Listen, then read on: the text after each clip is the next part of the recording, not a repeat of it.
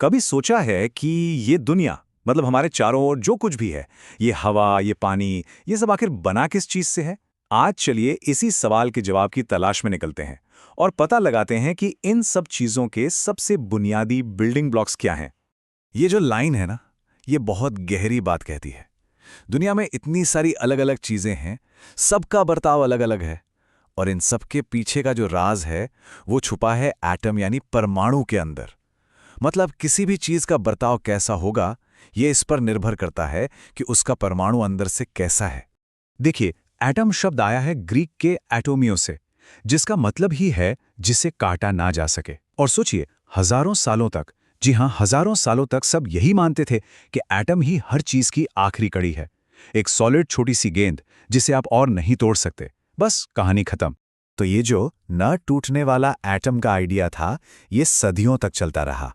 यहाँ तक कि 1808 में जॉन डाल्टन ने आकर इसे एक प्रॉपर साइंटिफिक थियरी बना दिया। सब कुछ सेट लग रहा था। लेकिन 19वीं सदी के आखिर में कुछ ऐसे एक्सपेरिमेंट्स हुए जिनसे पहली बार लगा कि अरे, इस कहानी में शायद कुछ तो गड़बड़ है। तो अब नींव में एक दरार पड़नी शुरू हो गई थी। डाल्टन का मॉडल वैसे तो बहुत कामयाब था, लेकिन एक पहेली सामने आ खड़ी हुई जिसका जवाब उनके न कटने वाले एटम के पास नहीं था।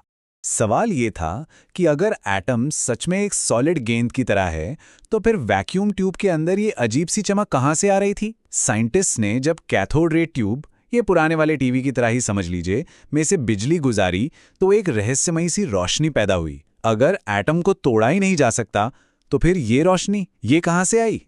तो जब इस चमक, जिसे कैथोड रेस कहा गया, उसकी जांच पड़ताल की गई, तो कुछ बहुत ही मजेदार सुराग मिले। पहला, ये हमेशा नेगेटिव सिरे से निकलकर पॉजिटिव सिरे की तरफ भागती थी। दूसरा, इनका बर्ताव बिल्कुल नेगेटिव चार्ज वाले पार्टिकल्स जैसा था। और सबसे हैरान करने वाली बात, ट्यूब के अंदर आप कोई भी गैस भर दो या किसी भी मेटल का इस्तेमाल कर लो, ये किरणें हमेशा एक जैसी ही रहती थीं।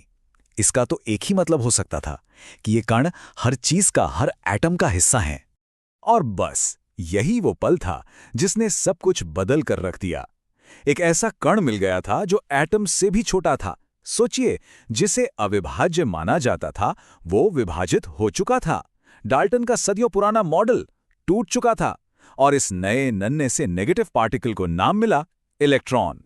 चलिए, तो अब एक नया ब्लूप्रिंट बनाने का वक्त आ गया था। ये तो पता चल गया कि एटम के अंदर इलेक्ट्रॉन्स होते हैं, लेकिन सवाल ये था कि आखिर ये होते कहाँ हैं? एटम के अंदर ये फिट कैसे होते हैं? अब साइंटिस्ट को एटम के अंदर का पहला नक्शा तैयार करना था। तो सबसे पहली कोशिश की जे थॉमसन ने। उन्होंने जो मॉडल दिया, उसे हम प्लम पुडिंग मॉडल कहते हैं। इसे समझने का सबसे अच्छा तरीका है एक तरबूज। मान लीजिए कि पूरा तरबूज पॉजिटिव चार्ज का एक गोला है और उसके अंदर जो काले काले बीज धसे होते हैं, वो हैं नेगेटिव चार्ज वाले इलेक्ट्रॉन्स। सिंपल। अब इस मॉडल की खूबी ये थी कि ये एटम के न्यूट्रल होने की बात को बड़े अच्छे से समझाता था। भाई, जितना पॉजिटिव चार्ज उतना ही नेगेटिव चार्ज, तो सब बैलेंस हो गया। सुनने में तो ये बिल्कुल सही लगता था, लेकिन क्या ये सच में सही था? क्या ये किसी एक्सपेरिमेंट में टिक पाता? विज्ञान में थ्योरी को असली टेस्ट से तो गुजरना ही पड़ता है। और इसी टेस्ट के लिए स्टेज पर एंट्री होती है अर्नेस्ट रदरफोर्ड की। उनके गोल्ड फॉयल एक्सपेरिमेंट यानी सोने की पन्नी वाले प्रयोग ने सबको हैरान कर दिया। ये एक ऐसा एक्सपेरिमेंट था जिसके नतीजे या तो थॉमसन के प्लम पुडिंग मॉडल पर पक्की मोहर लगा देते या फिर उसे पूरी तरह से खारिज कर देते। देखिए, एक्सपेरिमेंट का सेटअप सुनने में बड़ा सीधा साधा था। उन्होंने बस छोटे छोटे पॉजिटिव चार्ज वाले अल्फा पार्टिकल्स की एक बौछार की, एक बहुत ही पतली सोने की पन्नी पर, और फिर वो बस ये देख रहे थे कि ये पार्टिकल्स पन्नी के पार जाकर कहां कहां टकराते हैं। तो उम्मीद क्या थी? उम्मीद ये थी कि प्लम पुडिंग मॉडल के हिसाब से ये अल्फा पार्टिकल्स उस सोने की पन्नी से ऐसे निकल जाएंगे जैसे कोई गोली धुंध से निकल जाती है, मतलब लगभग सीधे। पर असलियत में जो हुआ, वो किसी ने सोचा भी नहीं था। हुआ ये कि ज्यादातर पार्टिकल्स तो सीधे निकल गए जैसा सोचा था। कुछ थोड़े बहुत अपनी राह से भटके, लेकिन कुछ तो ऐसे थे जो 180 डिग्री पर वापस उछल गए, जैसे किसी दीवार से टकराए हों। और ये कोई छोटी मोटी बात नहीं थी। ऐसा बहुत कम हो रहा था। करीब करीब 20,000 पार्टिकल्स में से कोई एक, सिर्फ एक। ये भले ही बहुत रेयर था, लेकिन रदरफोर्ड के लिए यही वो एक पार्टिकल था जिसने एटम की पूरी कहानी ही पलट दी। तो अब एक नई तस्वीर बनाने का समय था। इस एक नतीजे ने सब कुछ बदल दिया। अब यह साफ हो चुका था, प्लम पुडिंग मॉडल गलत था, पूरी तरह से गलत। अब एक नए, बेहतर मॉडल की सख्त जरूरत थी। रदरफोर्ड के क्रांतिकारी निष्कर्ष यहीं से निकले। उन्होंने सोचा, लॉजिक लगाते हैं।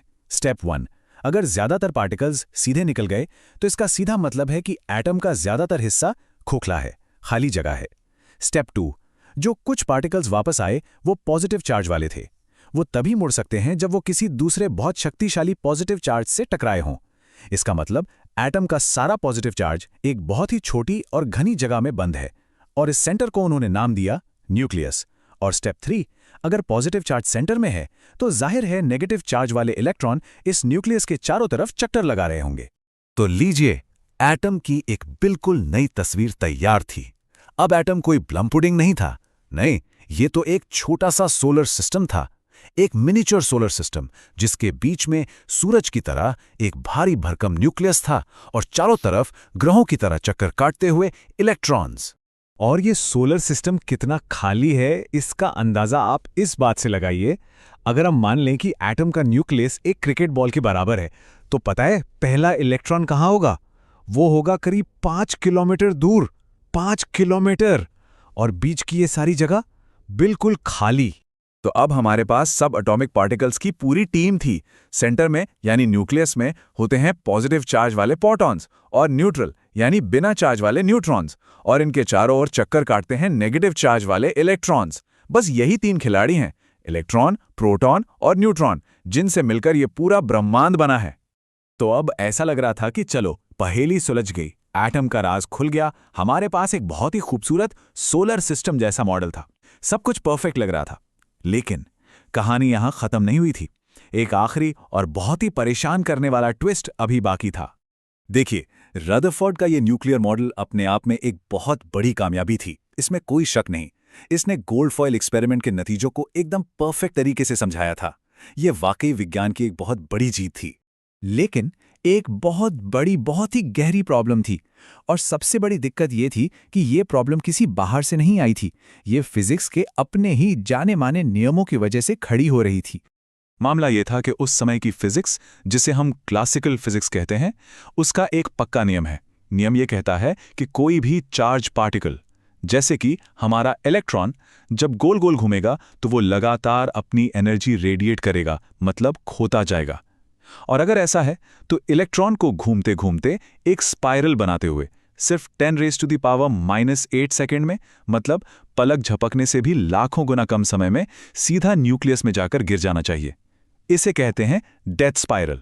तो अब सबसे बड़ा सवाल ये था, अगर क्लासिकल फिजिक्स के हिसाब से हर एटम को बनते ही खत्म हो जाना चाहिए, तो फिर हम सब यहां कैसे हैं?